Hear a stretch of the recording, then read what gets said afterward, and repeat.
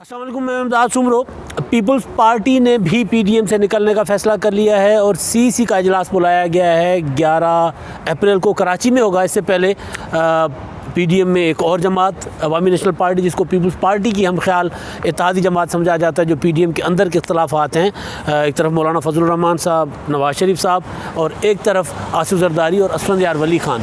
ये peoples party PDM के अंदर जो बड़ी जमातें, जो तगड़ी जमातें थी, उनके अंदर ये वाली इक्वेशन थी। और अब जब पीडीएम टूट फूट का शिकार हुआ है, तो पहले अवामी नेशनल पार्टी, आपने देखा कल उन्होंने पीडीएम की क़यादत पर संगीन इल्ज़ामात आयद करते हुए, ख़ास तौर पर मुस्लिम लीग नून और मौलाना फजलुर रहमान पर संगीन तरीन इल्ज़ामात जो होते हैं, जो इत्तेहादियों की तरफ से अगर इस तरह का इल्ज़ामात हों कि जनाब आप अपने सियासी और ज़ाती मकासद के लिए इत्तेहाद को इस्तेमाल कर रहे हैं, दूसरी सियासी पार्टियों को अपने मातहत समझ रहे हैं, शोकाज़ नोटिस जारी कर रहे हैं, ये कर रहे हैं, वो कर रहे हैं, तो ये संगीन नोयत के इल्ज़ामात होते हैं। क्योंकि सियासी जमातें जो सियासी इत्तेहाद जो होते हैं, उनकी जो स्ट्रक्चर होता है वो सियासी जमातों से मुख्तलिफ होता है, तो उनको बतौर सियासी जमात के उस चलाया नहीं जा सकता। और ये जो तासुर था, ये पहले भी मौजूद था पीडीएम के अंदर। पीपल्स पार्टी के बिलावल भुट्टो जरदारी और आसिफ जरदारी साहब कई बार कह चुके। अब जो एएनपी है, होती साहब अभी नज़र होती, उन्होंने प्रेस कॉन्फ्रेंस करके खुलकर बात कर ली। उसके बाद जब एएनपी अलग हुई पीडीएम से, उन्होंने अलहदगी का ऐलान किया, तो एमएल वली खान जो हैं, वो असफंद वली के साहबजादे भी हैं, उनके जानशीन भी हैं सियासी तौर पर। वो जो उनकी गद्दी है एएनपी की, वली खान के बाद असफंद के बाद असफंद यार वली खान साहब, और उनके बाद अब एमएल वली खान। तो एमएल वली खान साहब ने कल फिर पीपल्स पार्टी की सियासी गद्दी के जानशीन बिलावल भुट्टो जरदारी साहब को फ़ोन किया इस फैसले के बाद, और उसमें दोनों रहनुमाओं के जो पीपल्स पार्टी की तरफ से बयान जारी किया गया,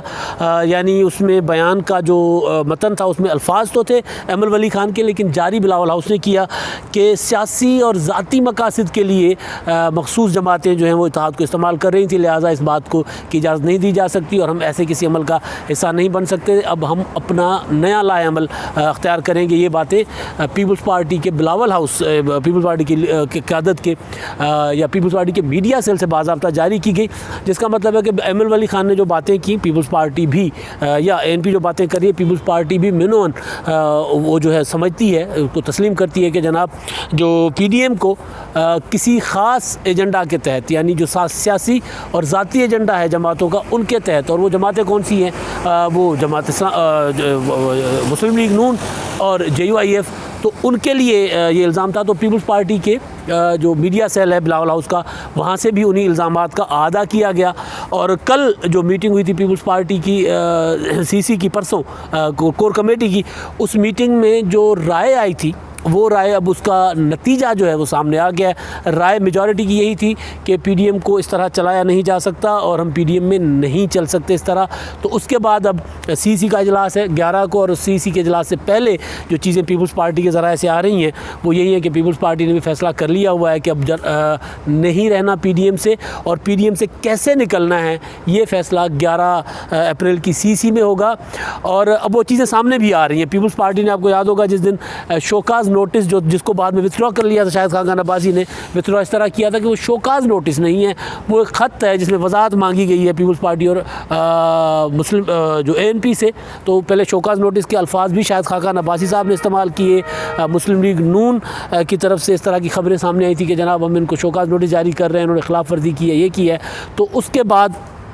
पीपल्स पार्टी की तरफ से भी एक चीज़ सामने आई थी कि पीपल्स पार्टी ने भी एक शोकाज़ नोटिस जो है वो पंजाब की हद तक तैयार करने की कोशिश की थी, लेकिन शोकाज़ नोटिस वाला मामला, क्योंकि पीपल्स पार्टी उस तरह इत्तेहाद में नहीं रह रही, तो शोकाज़ नोटिस तो नहीं आएगा। लेकिन वो चार्जशीट, आपको याद होगा मैंने बताया था कि पीपल्स पार्टी एक चार्जशीट जो है वो तैयार की है पीपल्स पार्टी ने, उस पर काम चल रहा था। उसकी कुछ चीज़ें आहिस्ता आहिस्ता अब सामने आना शुरू हो गई हैं। उसमें मोटी मोटी चीज़ें तो सबको पता ही हैं, लेकिन अब एक और चीज़ नई जो पीपल्स पार्टी की तरफ से सामने आई है वो कही है सेनेट में अपोजिशन लीडर यूसुफ रज़ा गिलानी, जिनकी सेनेट में अपोजिशन लीडर बनने की वजह से सारा ये पंगा हुआ, सारा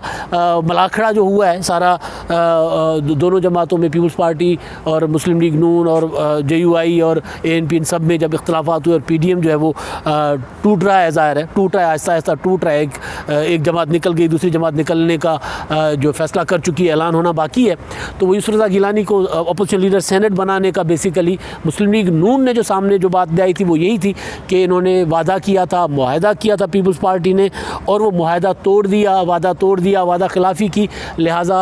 उनको शोकाज़ नोटिस उसी वजह से भी जारी किया गया था। और ये कि BAP के अरकान से वोट क्यों लिए, तो वही वाले यूसुफ रज़ा गिलानी साहब ने मीडिया टॉक की इस्लामाबाद में, और ठंडे मिजाज के गिलानी साहब कभी इस तरह की इल्ज़ामात नहीं आयद करते होते, बहुत कम उनको, वो एक उनकी तकरीर थी, यादगार तकरीर जो उन्होंने कौमी असेंबली में की थी, और जिसके बाद फिर उनको नाअहल होने का फ़ैसला भी किया गया था। वो आपको याद होगा कि वो जब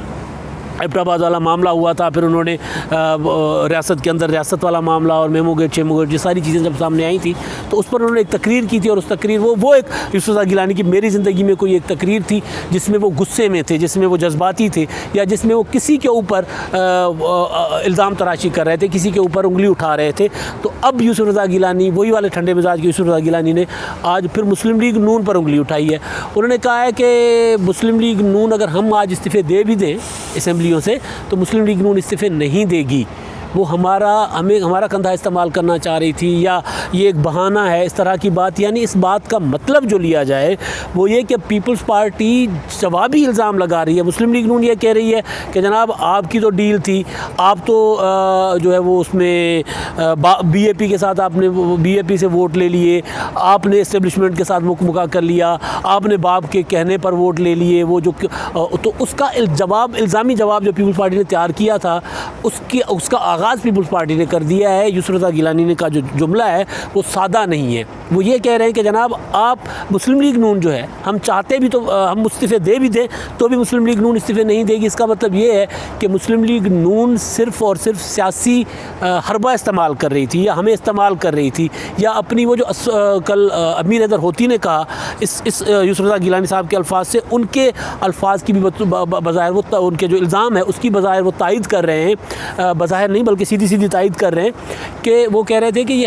हमारी साख ख़राब कर रहे थे। यानी इस्तीफ़ा ख़ुद नहीं देने, जो गिलानी साहब का मतलब है कि इस्तीफ़ा तो ख़ुद भी नहीं देना चाह रहे थे, लेकिन हमारे ऊपर उंगली उठा रहे थे कि देखे थे कि इस्टेब्लिशमेंट के साथ मिले हुए। तो अब ये तो है एक छोटा सा इल्ज़ाम, लेकिन पीपल्स पार्टी ने जो बहुत लंबी, वो मैं आपको पहले भी बता चुका हूँ कि पीपल्स पार्टी ने एक लंबी फहरिस्त तैयार की हुई है। अब वो फहरिस्त की सियासी अखलाकियात में इजाज़त होती है, नहीं होती,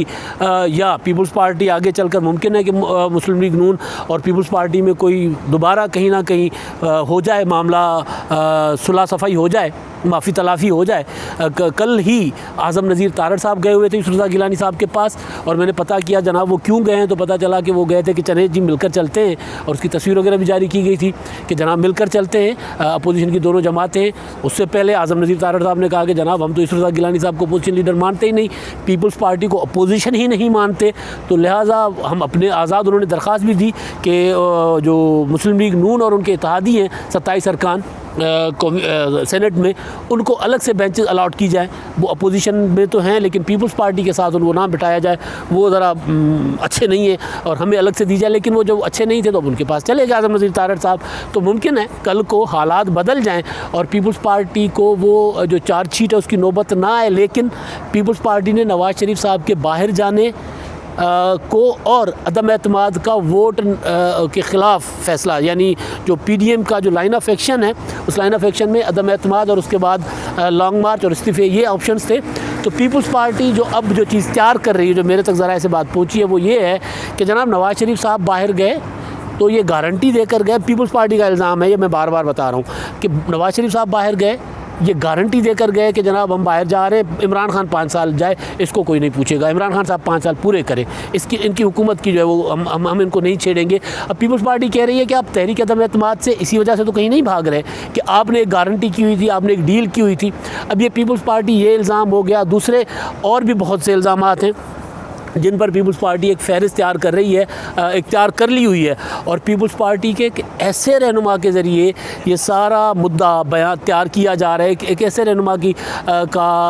खिदमत हासिल की जा रही हैं जिनका नाम ही मुस्लिम लीग नून के लिए काफ़ी होगा। जब उनका नाम आएगा तो मुस्लिम लीग नून और पीपल्स पार्टी पर भी वैसे जब उनका नाम आएगा कि उन्होंने मुस्लिम लीग नून के ख़िलाफ़ ये चार्जशीट तैयार की है, तो फिर पीपल्स पार्टी को भी उसमें वजाहतें देनी पड़ेंगी। पीपल्स पार्टी बहुत ज़्यादा डिफेंसिव हो सकती है उनके नाम पर। अभी मैं नाम नहीं बताता, आगे चलकर किसी दिन बताऊंगा। लेकिन बहरहाल पीपल्स पार्टी अब फैसला कर चुकी है, पीडीएम से निकलेंगे। कल मैंने आपको बताया था कि पीपल्स पार्टी ने फैसला किया, परसों बल्कि बताया था कि पीपल्स पार्टी ने ये फैसला किया है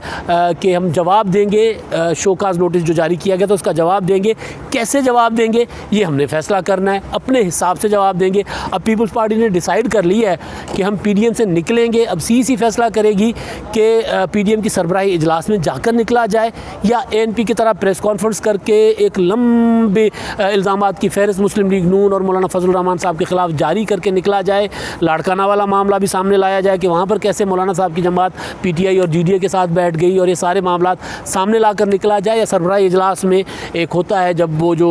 कौन सा तरीका होता है अपना जेंटलमैन स्टाइल में प्रॉपर एक अपना क्या होता है वो वकार तरीके से उनको बताया जाए कि जनाब तुसी इस काबिल ही नहीं कि ऐसी ताड़े नाल चलिए, या फिर उनको पब्लिक में गंदा किया जाए। ये फैसला पीपल्स पार्टी का ख्याल है, ये फैसला सीईसी में होगा और सीईसी 11 को होगी। अब उसके बाद जो सियासत है फिर नई सियासत ज़ाहिर नया रुख अख्तियार करेगी और सियासत जाएगी वहाँ जहाँ मैंने आपको बहुत अरसा पहले बताया था। जो जा रही है वो होगा मौलाना फजलुर रहमान, नवाज शरीफ साहब, यानी माइनस पीपल्स पार्टी और एएनपी एक ऐसा इत्तेहाद बनेगा जो आइंदा आम इंतखाबात में इलेक्शन इत्तेहाद की शक्ल अख्तियार करेगा। और पीपल्स पार्टी और एएनपी का ख्याल है कि हमें धक्का भी इसीलिए दिया गया है ताकि ये बाहर निकल जाए और हम अपने इस जो अरेंजमेंट है इसको इलेक्शन इत्तेहाद में तब्दील करें। अब तक के लिए इतना ही। अल्लाह हाफ़िज़।